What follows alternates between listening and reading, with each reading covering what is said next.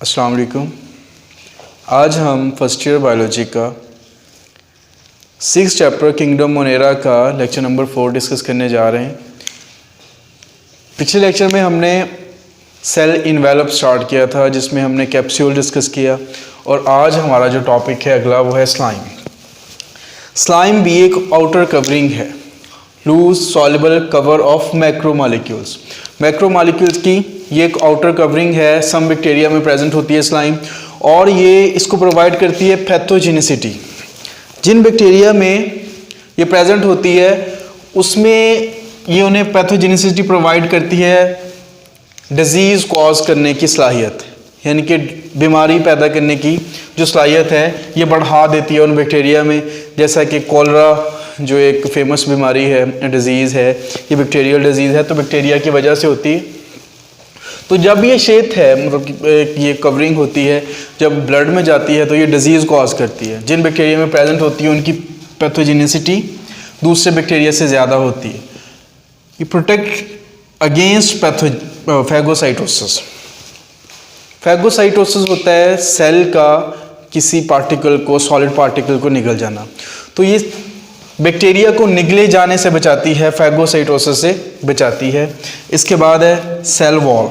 अगला हमारा topic cell wall है। सेल वॉल हमने 4th चैप्टर में भी डिस्कस कर चुके हैं। प्लांट्स में सेल वॉल डिस्कस कर चुके हैं हमें पता है कि फंजाई की सेल वॉल है वो काइटिन की बनी होती है, प्लांट की सेलुलोज की बनी होती है। इसी तरह जो बैक्टीरिया की सेल वॉल है वो बनी होती है पेप्टाइडोग्लाइकेन की। सेल वॉल कहाँ पे प्रेजेंट होती है? Beneath the extra cellular substance. Extra cellular substance के नीचे और जो साइटोप्लाज्मिक हमारी मेम्ब्रेन होती है, साइटोप्लाज्म और जो सेल मेम्ब्रेन है, इसके बाहर की तरफ बैक्टीरिया में ये सेल वॉल प्रेजेंट होती है। ये एक रिजिड स्ट्रक्चर है जिसकी वजह से ये शेप को मेंटेन करता है। रिजिड स्ट्रक्चर है तो बैक्टीरिया की जो शेप है, वो जो मेंटेनेंस है उसकी, वो इसकी रिजिडिटी की वजह से है। Protect from osmotic lysis.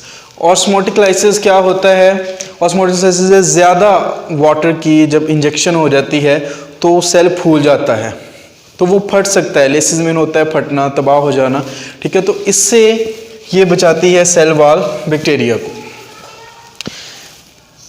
Mycoplasma, हमने पिछले लेक्चर में भी डिस्कस किया था कि माइकोप्लाज्मा जो ग्रुप है बैक्टीरिया का, उसमें सेल वॉल प्रेजेंट नहीं होती। इसके बाद हम आगे चलते हैं ग्राम स्टेनिंग, जो एक इम्पॉर्टेंट टॉपिक है हमारा सेल वॉल ऑफ बैक्टीरिया में। ग्राम स्टेनिंग एक ऐसी टेक्निक है, Christian gram developer technique that divide bacteria into 2 groups. इसने 2 बड़े ग्रुप्स में तकसीम किया था ग्राम ने, ग्राम पॉजिटिव और gram negative. Gram positive bacteria जो होते हैं ये अगर इनको स्टेन किया जाए according to gram staining technique, ये पर्पल कलर रखते हैं। Retain primary dye due to formation of CV1 complex, इसको हम डिस्कस करते हैं आगे जाके। यानी कि ग्राम पॉजिटिव बैक्टीरिया जो है अगर इन्हें स्टेन किया जाए, रंग दिया जाए, तो ये पर्पल कलर रखते हैं। और ग्राम नेगेटिव बैक्टीरिया ऐसे बैक्टीरिया हैं जो स्टेन पिंक, जो कि आफ्टर स्टेनिंग उनका कलर क्या होता है? पिंक। तो रिटेन सेकेंडरी डाई, ये सेकेंडरी डाई क्या है और ये CV1 कॉम्प्लेक्स क्या है, ये पर्पल कलर क्यों रखते हैं और ये पिंक कलर क्यों रखते हैं आफ्टर स्टेनिंग, हम ये आगे देखते हैं। इसकी लॉजिक क्या है हम देखते हैं। जो ग्राम स्टेनिंग टेक्निक है वो इस तरह से है कुछ। हम बैक्टीरिया की कॉलोनी को जो स्लाइड होती है हमारी उस पर ग्रो करवाते हैं, जिसको हमने अंडर माइक्रोस्कोप देखना होता है। तो फिर उसको क्रिस्टल वायलेट जो प्राइमरी डाई है जिसका कलर होता है पर्पल,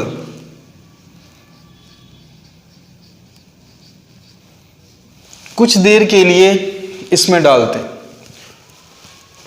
उसके बाद इसे निकाल कर हम अगली जो हमारे पास ये टेस्ट ट्यूब है, 4 टेस्ट ट्यूब में हमारे पास पहली में क्रिस्टल वायलेट है, दूसरी टेस्ट ट्यूब में आयोडीन सॉल्यूशन है, और तीसरी जो टेस्ट ट्यूब है डिकलराइज़र है, और चौथी जो है वो उसमें है सैफ्रानीन। ये हमारा सेकेंडरी डाई है। फर्स्ट डाई क्या है?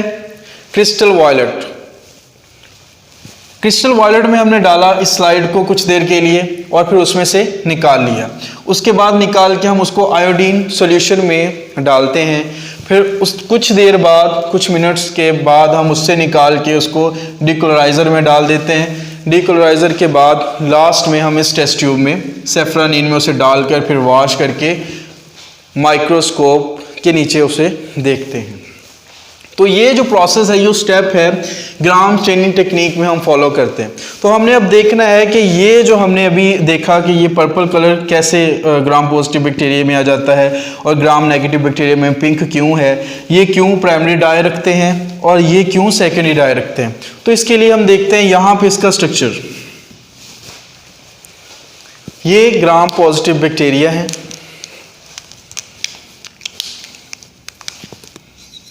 ग्राम पॉजिटिव, और ये ग्राम नेगेटिव। जो ग्राम पॉजिटिव बैक्टीरिया है, इसकी सेल वॉल के बाद, ये जो सेल वॉल नज़र आ रही है आपको, सेल वॉल के बाद एक ही लेयर होती जो कि पेप्टाइडोग्लाइकेन की बनी होती है, और उसमें कुछ टिचॉइक एसिड्स भी मौजूद होते हैं, टिचॉइक एसिड और लिपोटिचॉइक एसिड। इसके बरक्स इधर जो है हमारे पास ग्राम नेगेटिव बैक्टीरिया, इनकी 2 लेयर्स होती हैं।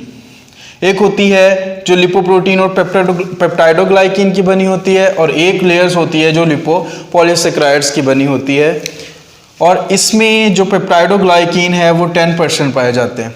तो हम अभी ये देखते हैं कि ये स्टेन पर्पल क्यों रखता है। इसमें होते हैं पोर्स, इस वॉल में होते हैं पोर्स, और इसकी कोई आउटर मेम्ब्रेन नहीं होती, जैसा कि ये इसकी आउटर मेम्ब्रेन है ग्राम नेगेटिव बैक्टीरिया की। तो जब हम इसे क्रिस्टल वायलेट में डालते हैं तो क्रिस्टल वायलेट जो है वो इसके साथ यहाँ पे लग जाता है और इसके पोर्स के अंदर जो है वो चला जाता है।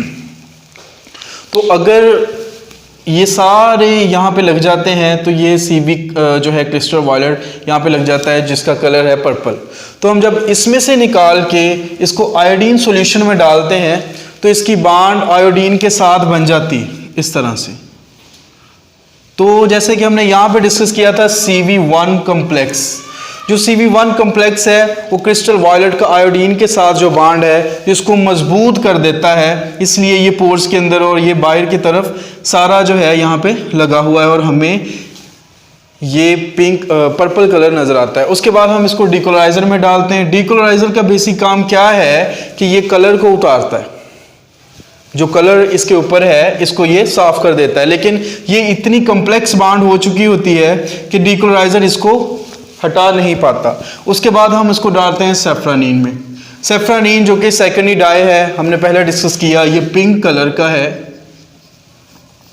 जब हम इसको इसमें डालते हैं इस स्लाइड को, तो सैफ्रानीन इस पे अटैच हो ही नहीं पाता कहीं भी, उसके पास जगह ही नहीं है अटैच होने के लिए। तो सैफ्रानीन, और जब इसके बाद हम निकाल के उसको वॉश करते हैं तो सैफ्रानीन जो है इससे रिलीज़ हो जाता है, उतर जाता है, और जब हम इसे अंडर माइक्रोस्कोप देखते हैं तो ग्राम पॉजिटिव बैक्टीरिया का कलर हमें पर्पल नज़र आता है। इसलिए हमने CV1 कॉम्प्लेक्स देख लिया, और ये प्राइमरी डाई है, प्राइमरी डाई है यहाँ पे क्रिस्टल वायलेट। इसके बाद आते हैं हम ग्राम नेगेटिव बैक्टीरिया में। जो ग्राम नेगेटिव बैक्टीरिया है, इनकी जो आउटर लेयर है, ये वाली आउटर लेयर, जैसे हमने कहा आउटर कवरिंग, आउटर मेम्ब्रेन। अब हम ये स्लाइड जब क्रिस्टल वायलेट में डालेंगे, क्रिस्टल वायलेट की टेस्ट ट्यूब में डालेंगे तो CV यहाँ पे लग जाएगा ऊपर ही। इसी तरह हम फिर आयोडीन सॉल्यूशन में डालेंगे, फिर डिकलराइजर में डालेंगे तो ये जो डिकलराइजर है इसको साफ कर देगा, इस आउटर मेम्ब्रेन से इसको उतार देगा, और जब एंड पे हम सैफ्रानीन में उसको डालेंगे तो सैफ्रानीन जो है इसके ऊपर इस तरह से अटैच हो जाएगा। और इसके बाद जब हम इसे वॉश करेंगे तो वॉश करने में ये इतना वीक बॉन्ड नहीं होगा कि जब हम वॉश करें तो इसके ऊपर से पिंक कलर या फिर सेफ्रानीन जो है वो उतर जाए। तो इस तरह से वो हमें इसकी आउटर लेयर पर आ जाता है। इस तरह से हमें वो अंडर माइक्रोस्कोप ये पिंक नज़र आते हैं ग्राम नेगेटिव बैक्टीरिया, और जो ग्राम पॉजिटिव बैक्टीरिया है ये पर्पल कलर के नज़र आते हैं। तो अगर हम इनका कंपैरिजन देखें तो थिकनेस में ग्राम पॉजिटिव बैक्टीरिया जो हैं वो 20 to 80 नैनोमीटर होते हैं और gram negative bacteria 8 to 11 nanometre. इसके बाद है आउटर मेम्ब्रेन। जैसा कि हमने अभी देखा कि आउटर मेम्ब्रेन कहीं भी नहीं है ग्राम पॉजिटिव बैक्टीरिया में, लेकिन ग्राम नेगेटिव बैक्टीरिया में आउटर मेम्ब्रेन प्रेजेंट होती है। इसी तरह पेरिप्लाज्मिक स्पेस। पेरिप्लाज्मिक स्पेस क्या है? सेल मेम्ब्रेन और सेल वॉल के दरमियान में छोटी सी स्पेस होती है, थोड़ी सी यहाँ पे स्पेस है जो आपको नज़र आ रही होगी, लेकिन ग्राम पॉजिटिव बैक्टीरिया में आपको नज़र नहीं आ रही, ग्राम नेगेटिव बैक्टीरिया में नज़र आ रही है। लेकिन ग्राम पॉजिटिव बैक्टीरिया में भी कुछ बैक्टीरिया के अंदर ये पेरिप्लाज्मिक स्पेस जो है वो प्रेजेंट होती है। लेकिन अगर हम ग्राम नेगेटिव की बात करें तो ग्राम नेगेटिव बैक्टीरिया ऐसे हैं जिनमें तमाम में पेरिप्लाज्मिक स्पेस प्रेजेंट होती है। इसके बाद है परमिएबिलिटी। परमिएबिलिटी ग्राम पॉजिटिव बैक्टीरिया की ज़्यादा होती और परमिएबिलिटी ग्राम नेगेटिव बैक्टीरिया की कम होती है, बिकॉज इसमें पोर्स होते हैं, कोई आउटर कवरिंग नहीं है। इसमें से तमाम चाहे वो सॉलिड पार्टिकल हैं, लिक्विड हैं, लार्जर पार्टिकल हैं, स्मॉलर पार्टिकल हैं, वो इनमें से गुजर जाते हैं। लेकिन जब हम यहाँ पे देखते हैं कि हमने अभी बात की कि आउटर कवरिंग है और वो परमिएबल है, ये चीज़ों को रोक लेती है, सॉलिड पार्टिकल्स को, लार्जर पार्टिकल्स को ये अंदर नहीं जाने देती। इसमें से स्मॉल पार्टिकल्स जो हैं वो अंदर दाखिल हो जाते हैं सेल के अंदर, इस वॉल को क्रॉस करने के बाद। ये लेस परमिएबल है, ये मोर परमिएबल है। और अब हम बात करते हैं लेयर्स की। जो इसकी लेयर है ग्राम पॉजिटिव बैक्टीरिया में सिर्फ एक ही लेयर होती है, लेकिन ग्राम नेगेटिव बैक्टीरिया में हम देख सकते हैं ये दो लेयर्स हैं, जैसा कि हमने डिस्कस किया कि लिपोप्रोटीन और पेप्टाइडोग्लाइकेन की एक बनी होती है, दूसरी बनी होती है लिपोपॉलीसेकेराइड्स की। इसके साथ ही ये लेक्चर हमारा ख़त्म होता है और हम कंपोजिशन ऑफ सेल वॉल अगले लेक्चर में देखेंगे और जो रिमेनिंग ऑर्गेनेलीज रहते हैं वो भी हम आगे देखेंगे। अल्लाह हाफिज़।